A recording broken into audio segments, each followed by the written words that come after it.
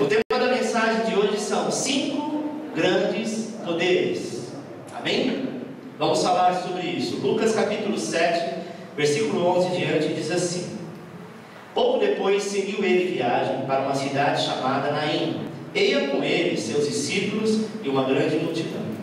Quando chegou perto da porta da cidade, eis que levavam para fora um defunto, filho único de sua mãe, que era viúva, e com ela e uma grande multidão da cidade. Logo que o Senhor a viu, encheu-se de compaixão por ela e disse: Não chores. Então, chegando-se, tocou a esquife, e quando pararam os que levavam, disse: Moço, a ti te digo, levanta-te. O que estivera morto sentou-se e começou a falar. Então Jesus o entregou à sua mãe. O medo se apoderou de todos e glorificavam a Deus, dizendo: Um grande profeta se levantou entre nós, e Deus visitou o seu povo. Amém. Oremos a Deus. Eterno Deus e Pai, diante da Tua presença, Senhor, queremos nos colocar nesta noite, para que haja, Senhor, a ressurreição dos nossos sonhos, para que no lugar da morte, do fim, renasça um grande começo, para que sejamos, Senhor, abençoados pela Tua infinita graça e misericórdia, no nome de Jesus Cristo. Amém. Essa é uma surpreendente verdade. Amém, amado? Jesus, Ele nunca realizou um ofício fúnebre, porque aonde Ele chegava, os mortos ressuscitavam. A Bíblia nos diz que quando Jesus entrava em contato com os mortos, a morte não poderia permanecer, porque no lugar da morte Ele trazia vida, Ele devolvia a vida para essas pessoas. E a palavra de Deus conta, relata, muitas Ele fez, mas relata de 3 pessoas entre os mortos que Jesus ressuscitou. Uma foi Lázaro, outra foi a filha de Jairo e o filho desta viúva. Amém? Nós precisamos entender que em algumas coisas nós entendemos que a morte é o final, que a morte é o que acaba, é o que coloca uma sentença ou de julgamento ou de condenação. Mas nós temos que entender, querido, que quando o Senhor entra na história, mesmo aquilo que você imaginou que não tinha mais jeito, que não tinha mais solução, acabou. Ele pode mudar a história. E no milagre das nossas escrituras, eu vejo 5 grandes poderes que nós precisamos enfrentar, prostrar em alguns casos, e outros até confrontá-los. Mas existem poderes que precisam ser confrontados. O primeiro dele é o poder da morte. Lucas 7,12 diz assim: Eis que levavam para fora o defunto, filho único de sua mãe, que era viúva. Preste atenção, amado. A mulher era viúva. Uma viúva naquela época, se ela não tivesse muito dinheiro, provavelmente ela era vendida como escrava ou se tornava prostituta para poder sobreviver. Porque não é como hoje, que a mulher conquistou os seus direitos, que tem o Dia Internacional da Mulher. Naquela época não tinha isso. A Bíblia diz, amado, que os homens eram contados, e mulheres e crianças eram contados como um todo, e não como números. A Bíblia fala que quando Jesus repartiu os pães, diz que tinha mais de 5.000 homens, e mulheres e crianças. Ou seja, mulheres e crianças não eram contados. Infelizmente, naquela época, a mulher era considerada apenas como alguém que paria, como alguém que dava luz, como alguém que era pronta para frutificar ou multiplicar a terra. Glória a Deus que as mulheres conseguiram o seu espaço. Mas não era assim naquela época. Amém? E essa mulher, o único filho que ela tinha era um homem, era um primogênito. O seu marido já tinha ido embora. A Bíblia não fala quantos anos tinha esse rapaz, mas mostra que em algumas situações diz que esse rapaz provavelmente era um rapaz, alguém que estava muito perto de trabalhar e ajudar no sustento da casa. A única esperança daquela mãe ela perde, e ela estava desesperada. não apenas pela morte do filho, mas o que seria dela dali para frente. Eu quero te dizer, meu irmão, que quando você começar a entrar em desespero na tua vida, mesmo com o poder da morte batendo na tua porta, há um poder da vida eterna, que é Jesus, que diz: fica em paz, porque eu sou contigo. Existem situações que nós imaginamos que não vai ter mais jeito. O médico disse: pastor, leva para casa para morrer, porque segundo a medicina não tem cura. O juiz diz: olha, não tem jeito, essa sentença você vai perder. O homem diz: não pode. Deus entra na situação e diz: fique em paz, porque quem cuida de todas as coisas sou eu. E ainda que alguma coisa lhe seja tirada, Deus tem o poder de te devolver com outras coisas maiores e melhores. A morte, amado, ela é universal. Cada um de nós vai morrer um dia. Amém? Hebreus 9, 27 diz assim: e assim como os homens está ordenado morrerem uma só vez, vindo depois disso o juízo. Vamos ler tudo junto? E assim como aos homens está ordenado morrerem uma só vez, vindo depois disso o juízo. Preste atenção. Essa história, não, na outra vida, na outra reencarnação, eu era assim, eu era assado, conversa para eu dormir, porque a Bíblia diz o seguinte: ao homem é ordenado nascer uma só vez e morrer uma só vez. Depois disso vem o juízo. Amém? Cada um prestará conta daquilo que fizer aqui, ou vai para a condenação eterna, ou para o céu, a glória de Deus, uma vez que aceitou Jesus como Senhor e Salvador. Amém?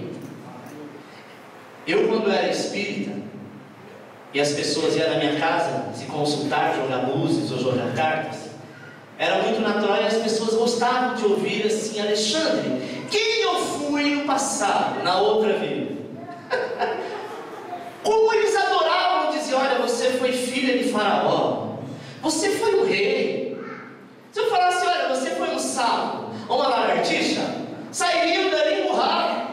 As pessoas gostam de se iludir dizendo assim: olha, eu vejo em você algo que realmente lá no passado você foi alguém muito bom, muito próspero, muito isso, só coisa boa. O ser humano gosta de encher o ego. O ser humano gosta de dizer assim: olha, eu fui frustrado nesta vida, mas a próxima que eu vier eu vou ser melhor. Amado, Deus nos deu uma vida que já é muito difícil de cuidar. Quem diria 2, 3, jamais ele faria isso. Ele te deu uma só, para que você cuide dela muito bem e saiba qual é o caminho que você vai levar.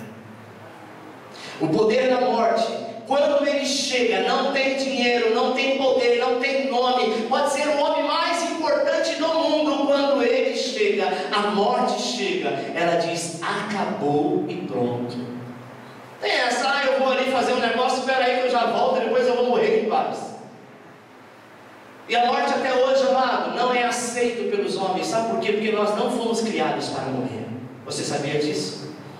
A Bíblia nos diz que o Senhor nos fez eterno, mas a partir do pecado veio a morte.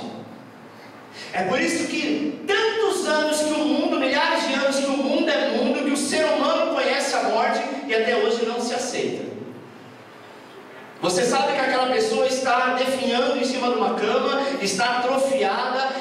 Às vezes você até pede a Deus para que o Senhor a recolhe, que o Senhor leve embora, porque ela está sofrendo muito. Mas no dia que a morte chega, não tem como conter as lágrimas e dizer: Senhor, eu vou sentir saudade.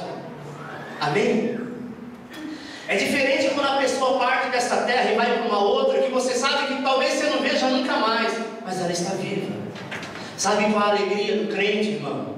É por isso que no funeral ou no ofício fúnebre de um cristão a gente canta, a gente louva a Deus. Sabe por quê? Porque a gente tem certeza que aquele servo, aquele irmão, aquela irmã está vivo com o Senhor eternamente. A morte nunca faz acepção de pessoas. Um dia ela virá para todos nós. A gente sabe que os grandes avanços da ciência, da tecnologia, da medicina pode até prolongar a vida de alguns, dar uma qualidade de vida melhor, te dar alguns anos a mais, mas não pode ser interrompida a ação da morte quando o nosso tempo acabou. Todo o seu dinheiro não pode comprar o escape dela. Amém? Mesmo que você tenha os melhores médicos, os melhores tratamentos, os melhores cientistas, nada pode impedir. Mesmo que você tenha um estilo de vida muito saudável, mas cedo ou mais tarde vai morrer. A morte inevitavelmente ela vai entrar na minha e na sua casa. E não adianta dizer, está amarrado, pastor. A gente poderia até amarrar a morte, né? Mas uma hora ela solta. E ela vem e leva um bocado. A morte, amado, como nosso inimigo, ela veio por causa do pecado. Amém? Romanos capítulo 5, versículo 12 diz assim: portanto, assim como por um só homem entrou o pecado no mundo, e pelo pecado a morte, assim também a morte passou a todos os homens, porque todos pecaram. A morte passou por todos os homens, porque todos pecaram. A morte é uma força misteriosa e que existe, que ninguém sabe a hora que ela chega, o momento, ela não avisa, ela simplesmente vem. Muitas vezes ela ataca quando nós menos esperamos. Talvez no momento que você está mais feliz da sua vida, seria um dia que você não desejaria morrer, e ela chega. Ninguém sabe o dia, ninguém sabe a hora, e a medicina e a tecnologia, por mais que avance, não tem condição de saber se você vai sobreviver ou se você vai morrer. Amém. Nós devemos reconhecer o poder da morte e se preparar para isso. Pastor, como que eu posso me preparar? A melhor maneira de se preparar para isso é a plena confiança em Cristo e saber que Ele venceu a morte. Está escrito em Apocalipse capítulo 1, versículo 18, diz assim: aquele que vive, estive morto, mas eis que eu estou vivo pelos séculos dos séculos, e tenho a chave da morte e do inferno. João 11, 25, disse-lhe Jesus: eu sou a ressurreição e a vida, quem crê em mim, ainda que morra, viverá, e todo aquele que crê em mim não morrerá eternamente. Crês isto? Amém. Você pode até morrer, a sua carne, mas a sua alma não vai morrer eternamente. Pastor, o que é a alma? Nós somos formados por 3 elementos: corpo, alma e espírito. Eu e você somos 3 em 1. Corpo é essa estrutura bela que você está olhando. Estão rindo por quê? É a altura, é isso? Espírito é a vida, é o sopro de Deus que me deu a vida. E a alma é as minhas vontades, é o meu entendimento. Um exemplo: corpo, alma e espírito. Se você pega um ovo, que é feito basicamente, só para que vocês entendam, de clara, gema e casca. Se você pegar a gema e mostrar para alguém, falar isso aqui é o quê? Pode até falar casca de ovo, mas o ovo está no meio. Se mostrar a clara batida em neve, falar isso aqui é o quê? Isso é uma clara de ovo. E se mostrar a gema, vai dizer isso é uma gema de ovo. Ou seja, é a mesma coisa, corpo, alma e espírito, como um gelo, como a água. Líquido, sólido e gasoso. Amém? O corpo é a parte visível, é a parte da matéria. O espírito de vida é aquele que me traz o fôlego e que eu tenho vida. E o meu psique, o meu entendimento é a minha alma. Quando eu morrer, o que vai acontecer? A Bíblia diz que o corpo vai para a terra há de comer. O espírito, que é a vida, o direito de vida, volta-se para Deus. E a alma é que vai passar pelo lugar ao qual eu em vida predestinei para que ela fosse. Amém? Alma, amado, é aquela que te conduz. Exemplo: um motorista dirigindo um carro. O corpo é o carro. A vida, vamos comparar, é o combustível. E o condutor é a alma. Amém? Como assim, pastor? O condutor é a alma. Porque o condutor é quem conduz a que caminho que deve ser feito. A gasolina pode dizer: opa, não vou para a direita, eu quero ir para a esquerda hoje. Tem possibilidade? Tem como eu virar o volante do veículo para a direita e ele por si só querer ir para a esquerda? Não. Por mais que eu venha numa estrada a 100 e poucos por hora e eu perco a direção, quem perde a direção é o condutor. Então é o condutor que conduz a que caminho deve andar. Esta é a alma. Amém, meu irmão? A alma é a que tem vontade. A alma é que para o veículo a hora que quer. A alma é que conduz, que sim ou que não. Então é a alma que vai para o julgamento eterno ou para a vida eterna. Então o poder da morte é um poder contra a alma, não contra o corpo. Segundo poder, o poder do amor. Lucas 7,13 diz assim: logo que o Senhor a viu, encheu-se de compaixão por ela e disse: não chores. Sem dúvida, meu irmão, aquela viúva chorou por causa do seu grande amor, o amor que tinha pelo filho. Se você observar cuidadosamente, sabe, ela já havia perdido o marido, agora o filho, e como se não bastasse, ela estava perdendo tudo que ela tinha, o seu melhor, que era aquele rapaz. Nós devemos nos lembrar que foi o amor que trouxe o Filho de Deus para morrer por nós. A Bíblia diz que Deus nos amou de tal maneira que nos deu o seu único Filho, Jesus Cristo, para que todo aquele que crer nele, pela tua morte, possa ter vida eterna. Amém? Este é um amor inexplicável, que Ele nos amou primeiro.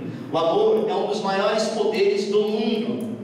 Nada tem condição de ser maior do que o amor. João 15,13 diz assim: ninguém tem maior amor do que este, de dar a alguém a própria vida em favor dos seus amigos. Jesus, quando ele se depara naquela situação de ver aquela mãe desesperada, e a única coisa que ela mais tinha de valor era perdendo, ele teve compaixão dela. É por isso que Deus tem compaixão de nós. Você não precisa ser crente para Deus ter compaixão de você.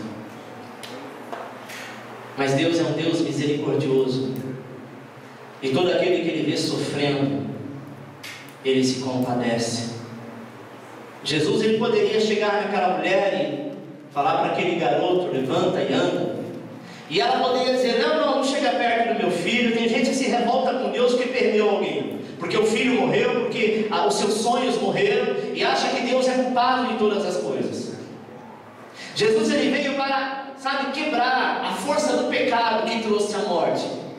E tem coisas, amado, na nossa vida que acontecem por conta do pecado, e que nem Deus pode mudar. Nós é que precisamos querer mudança e dizer assim: olha, eu não quero mais o pecado na minha vida, e por conta disso eu vou fazer a vontade de Deus, e a partir daí Deus começa a te abençoar. Aquela mulher, ela foi sadia em ouvir a voz de Jesus. Ela poderia dizer: não incomode, deixa a gente seguir o nosso enterro, o ofício fúnebre em paz. Ele não tem mais jeito, ele já morreu há tantos dias, como, Marta e Maria estavam lá chorando no túmulo de Lázaro. Já havia quase 4 dias que ele tinha morrido. Quando Jesus chega lá, eles falam: não tem mais jeito, ele já está morrendo, já morreu, já foi sepultado. Ele estava cheirando mal, a sua carne estava no estado de apotrificação, não tem mais jeito. Jesus disse: não, somente crer, se crer verá a glória de Deus. Acreditar, meu irmão, é uma questão de opinião. Ou você crê e vê Deus agir, ou você não crê e continua da mesma maneira. É melhor crer, não é verdade? Até onde Ele vai fazer, não importa. Importa que nós precisamos confiar nele. O amor e a liberdade, leva os heróis a lutar e morrer pela pátria. Mas o amor a uma mulher fará que um homem possa fazer qualquer coisa. Também pode ser o amor de uma mãe a dar a sua própria vida por amor do seu filho, da sua filha. Então o amor, ele está acima de todas as coisas, e ele só é provado mediante alguns fatos. O amor pode transformar o pior pecado em uma verdade que muitos podem testemunhar. Amém? O amor, amado, alivia todo o fardo da vida.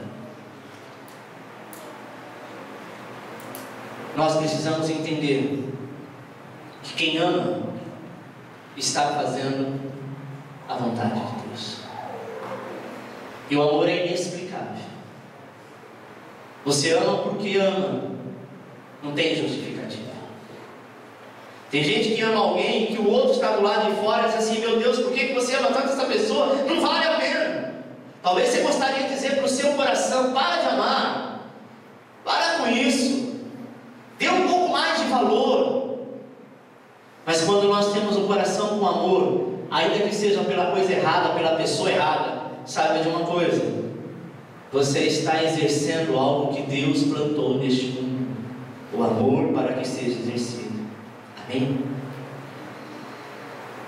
Nações do mundo têm se preparado com grandes poderes de destruições, mas nem mesmo as nações podem destruir o poder do amor, o verdadeiro amor, que é o amor imortal, o amor eterno, porque esse é um dos atributos de Deus. 1 João 4,8 diz: aquele que não ama não conhece a Deus, pois Deus é amor.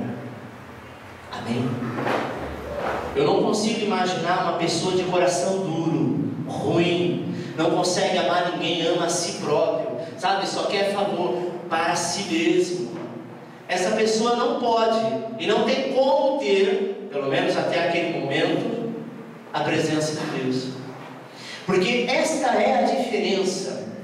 Uma vez que você aceitou Jesus como Senhor e Salvador, esta força, este poder tem que habitar na tua vida.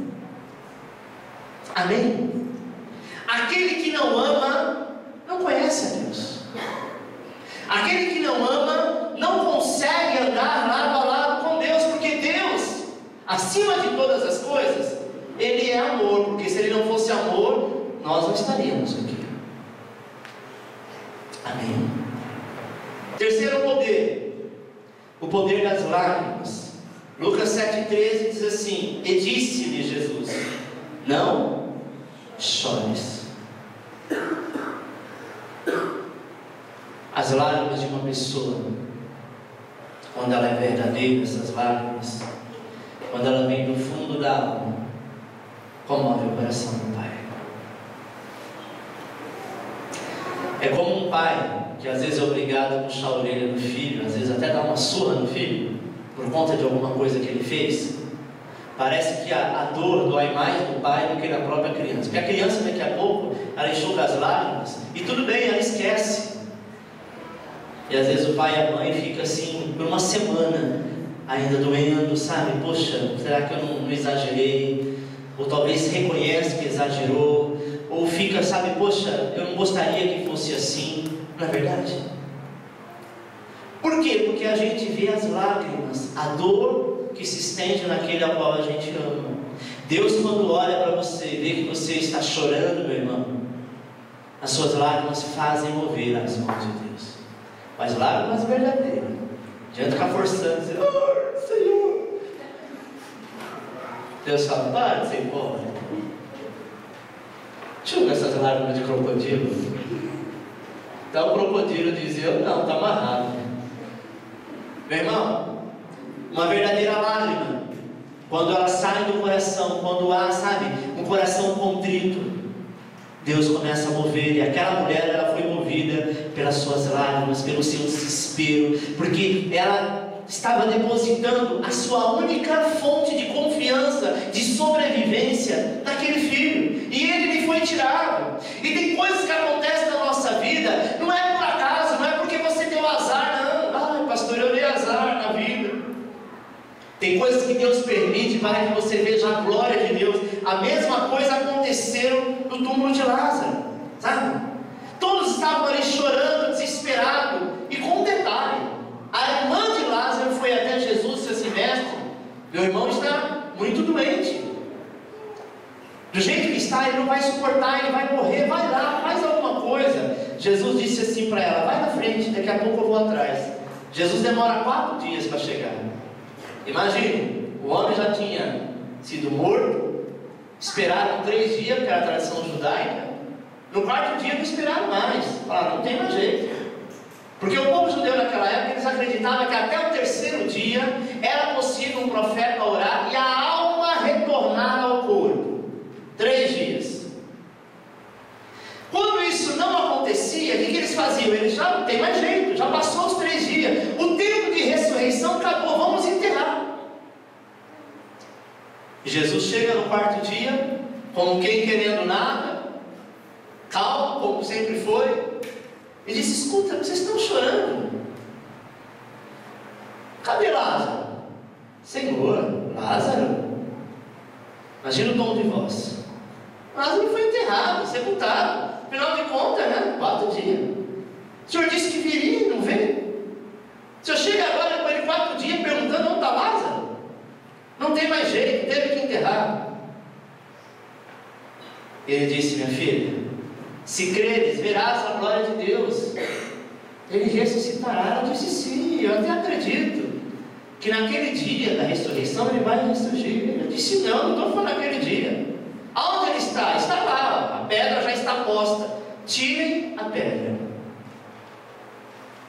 Jesus poderia dizer assim, vem cá, discípulos, vamos lá, vamos empurrar essa pedra, porque era uma pedra grande, não era como os dias de hoje que, sabe, se enterra em buraco, era normalmente em cavernas e era fechado com uma pedra.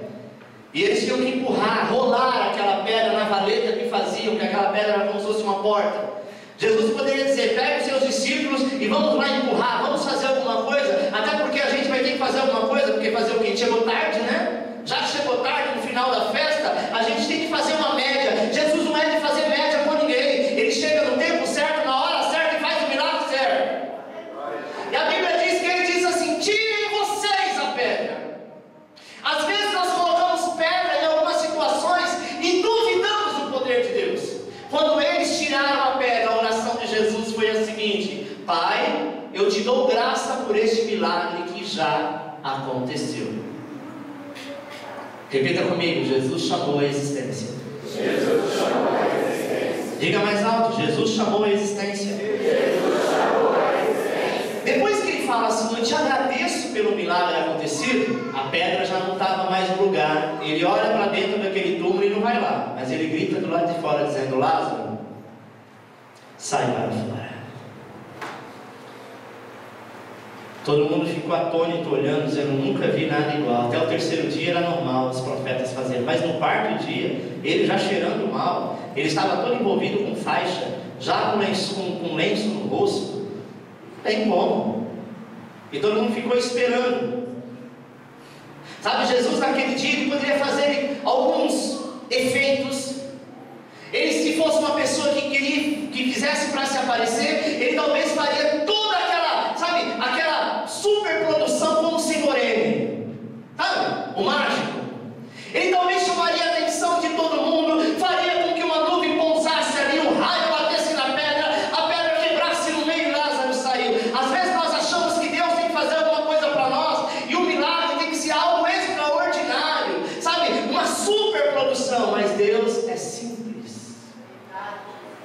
Basta que você tire a pedra da incredulidade para que a obra do Senhor seja realizada.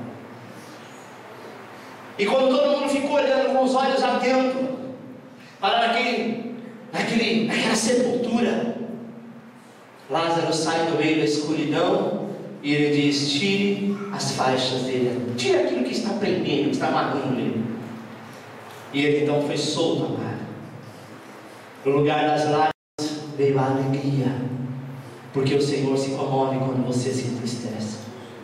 Na hora da sua tristeza você pode até não ter força para chorar, talvez você não tenha força nem mesmo para orar e falar com Deus, mas a Bíblia diz que o Senhor sonda o teu coração e supre a tua necessidade. Amém? Nós precisamos entender que a nossa alma quem cuida é o Senhor. Salmo 126, versículo 5 diz assim, os que com lágrimas semeiam, com júbilo ceifarão. Quem sai andando e chorando enquanto semeia, voltará com júbilo, trazendo seus feixes. Sabe, às vezes você é obrigado a ir a fazer aquilo chorando, mas continue semeando, porque vai chegar o momento da colheita e você vai juntar esses feixes da sua colheita e vai vir cantando, jubilando, se alegrando, porque o Senhor é Deus. Sabe, amado, em vez de julgar aquelas pessoas que não têm compaixão pelos perdidos, que estão morrendo, nós precisamos julgar a nós mesmos, porque às vezes nós não estamos fazendo nada para ajudar ou para contribuir. Amém? Lágrimas não é um sinal de fraqueza, mas é um sinal de mansidão. E elas trazem alívio no momento da tristeza. Amém? João 11,35 diz que Jesus chorou. Esse não é apenas o menor versículo da Bíblia, João 11,35, mas também é um dos mais poderosos. Se você ler lá em João 11,35, o único versículo está escrito: Jesus chorou.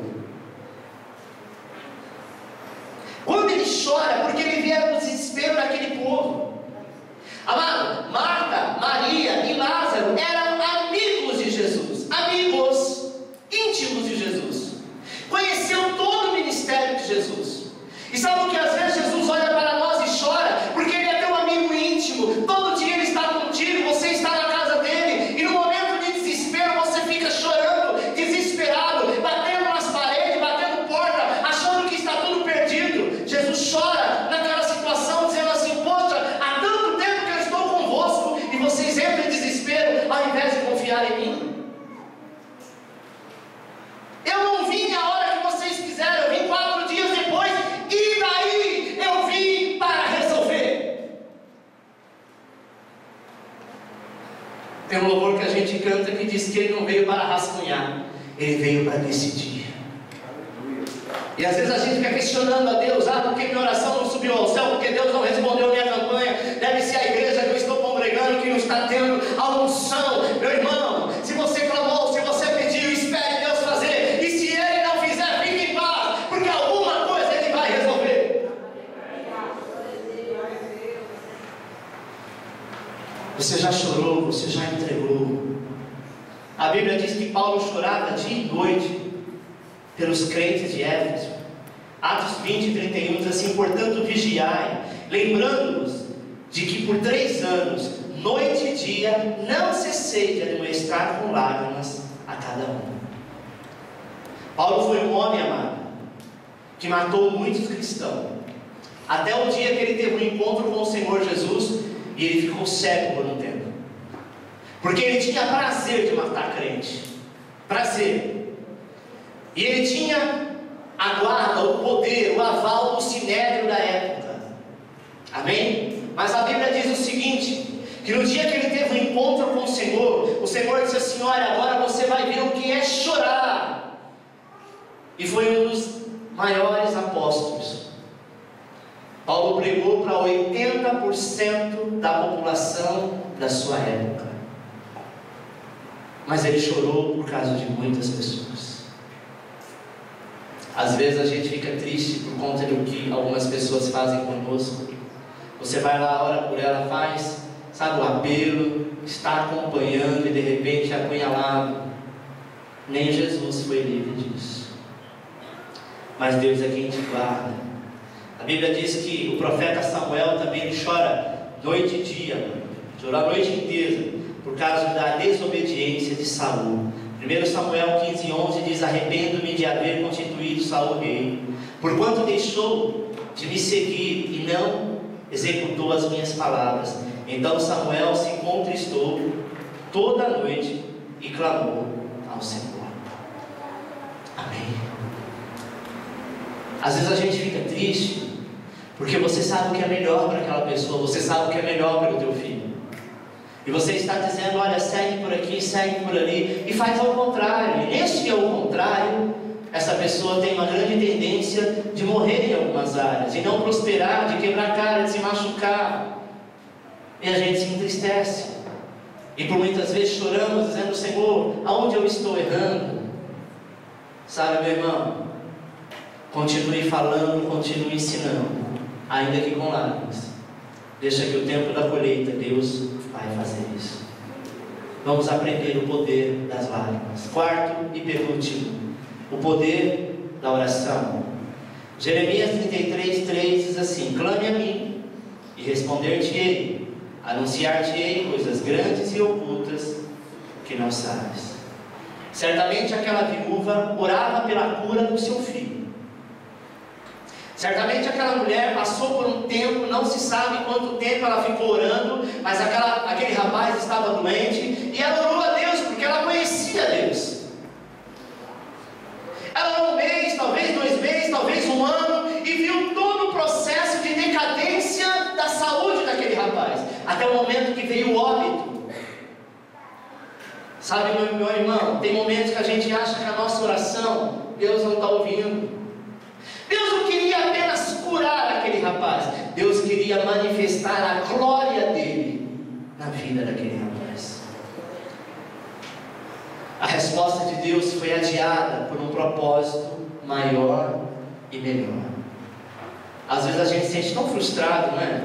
Você fala: poxa, pastor, eu orei a Deus, eu fiz um propósito com Deus, eu tinha certeza que Deus ia abençoar, que Deus ia mudar, que Deus ia fazer. Eu não sei o que aconteceu. E às vezes a pessoa olha para o pastor e diz assim: e aí, o que você me diz? O pastor tem que adivinhar, né? O que Deus vai fazer. Como é de propósito, sempre digo: fique em paz, meu irmão.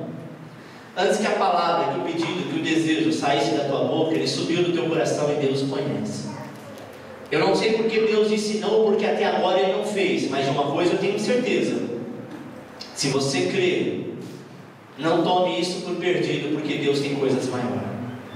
Deus, Ele quis realizar na vida daquela mulher um milagre maior. Ele quis trazer a ressurreição dos mortos. Ele quis fazer com que todos naquele momento vissem, sabe, que ele não seria apenas curado, mas ele voltaria à vida, e uma vida saudável.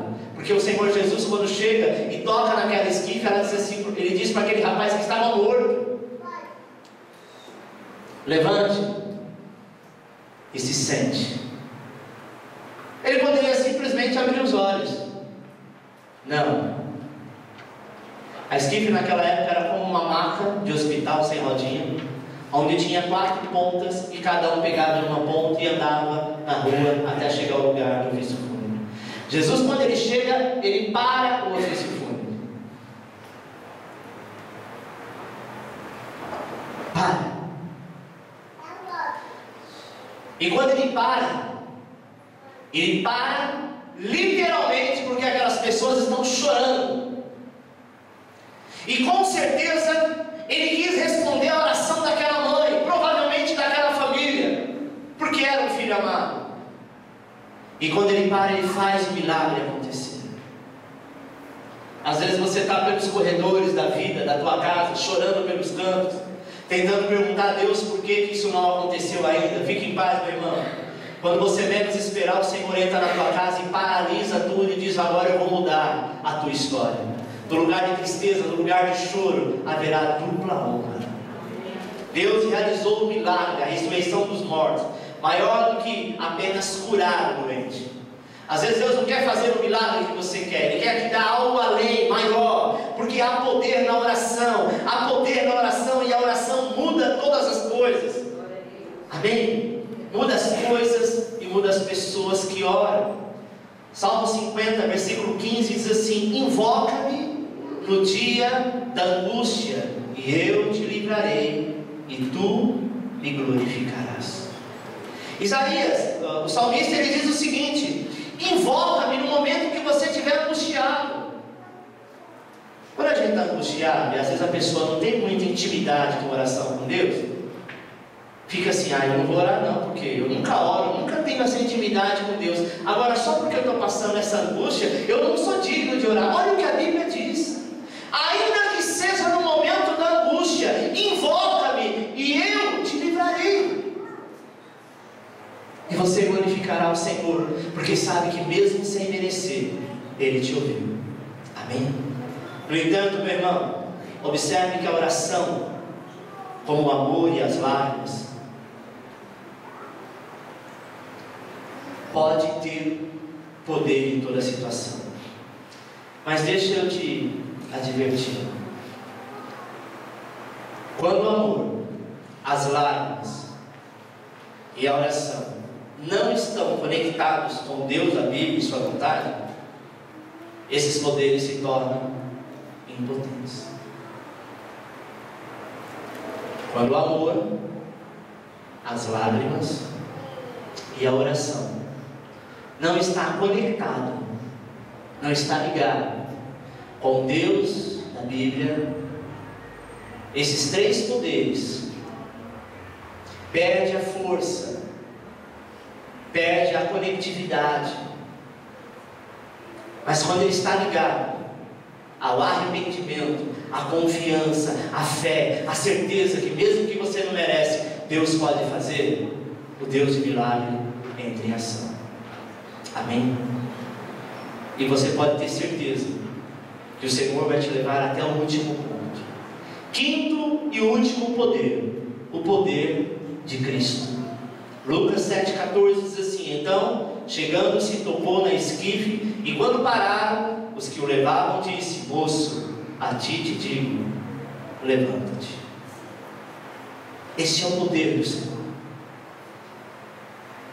Se Jesus não fizer, ninguém mais pode fazer.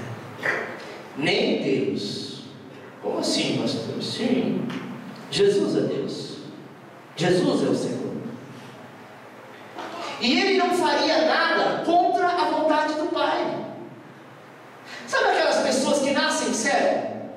A gente entende se a pessoa nasceu cego porque é a vontade de Deus. Não é isso que as pessoas pensam? Sim ou não? Aquele rapaz que morreu, se morreu porque é a vontade de Deus, sim ou não? Não, nem sempre. A Bíblia diz que Jesus veio fazer a plena, a perfeita vontade de Deus.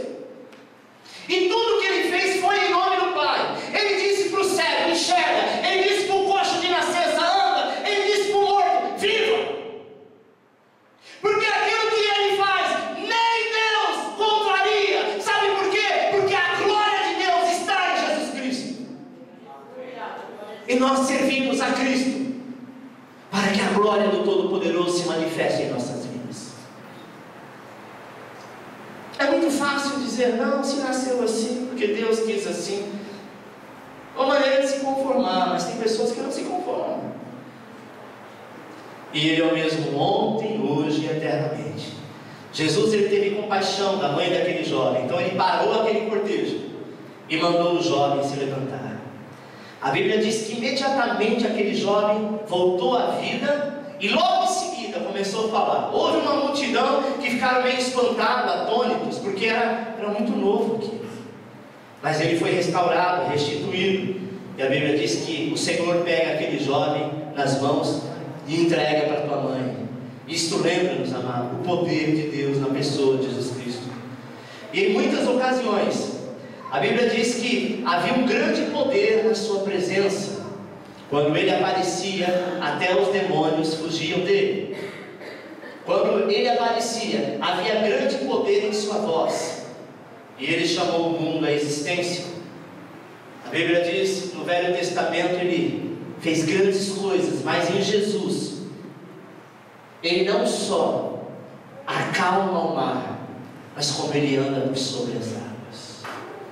E Jesus, Ele disse assim: se vocês crerem, vocês farão obras maiores do que as obras que eu fiz quando estava aqui na terra. Então, para nós, nada é impossível, nada é difícil. Porque se nós temos o Senhor Jesus do nosso lado e o servimos por livre e espontânea vontade, a Bíblia diz assim: tudo que pedires ao meu Pai em meu nome, o será feito. Ele não diz algumas coisas, as coisas mais fáceis, as mais difíceis. Ele disse tudo que pedires. Sabe, irmão, ainda há poder nas suas palavras hoje. Há um grande poder em seu toque.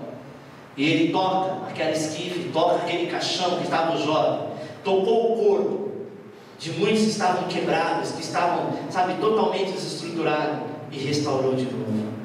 No entanto, o poder de Cristo encontra-se todos os dias na sua vida a partir do Calvário, quando Ele se entregou por mim e por você. E lá no Calvário, o seu sangue para expiar todo o pecado, trazendo arrependimento, nos dê uma nova vida. Amém. Eu sempre digo que uma pessoa que se converte, que desce as águas do batismo, que segue da maneira que nós ensinamos, da maneira que nós ministramos aqui na igreja, dificilmente, ou quase impossível, que a sua vida não mude de melhor a melhor, cada dia mais. Sabe por quê? Porque você tem Deus. Você vai passar por lutas? Vai passar por algumas situações difíceis? Com certeza. Mas a Bíblia diz que o Senhor nos restitui cada dia. O Senhor te presenteia cada dia. E às vezes quando nós falamos de presente, imaginamos coisas materiais, dinheiro, coisas de valor. Mas a presença dele em nós, a confiança de saber que você está num lugar onde está tudo meio, obscuro, e você sentir que Deus está do seu lado, não tem preço que possa pagar isso. Isso a gente só conquista andando, servindo e confiando. Isaías capítulo 1, versículo 18 diz assim: vinde, pois, e arrazoemos, diz o Senhor. Ainda que os vossos pecados sejam como a escarlata, eles se tornarão brancos como a neve. Ainda que seja vermelho como o carmesim, se tornarão como a lã. Amém? Nenhum pecado, nenhum mal está acima do poder de Deus. E no sangue de Jesus que nos purifica de todo pecado. Sabe, meu irmão? Você agora já sabe o poder do amor, da lágrima e da oração. Mas o Senhor te disse que você precisa ter compaixão pelos perdidos que estão morrendo. Amém? Compaixão por aquelas pessoas que estão morrendo. E eu tenho certeza que Deus pode mudar essa história. Deus pode mudar verdadeiramente essa história. E tudo aquilo que lhe traz desconfiança, angústia, tristeza, tenha certeza que o Senhor fará com que a obra dele seja realizada. Aplauda o Senhor.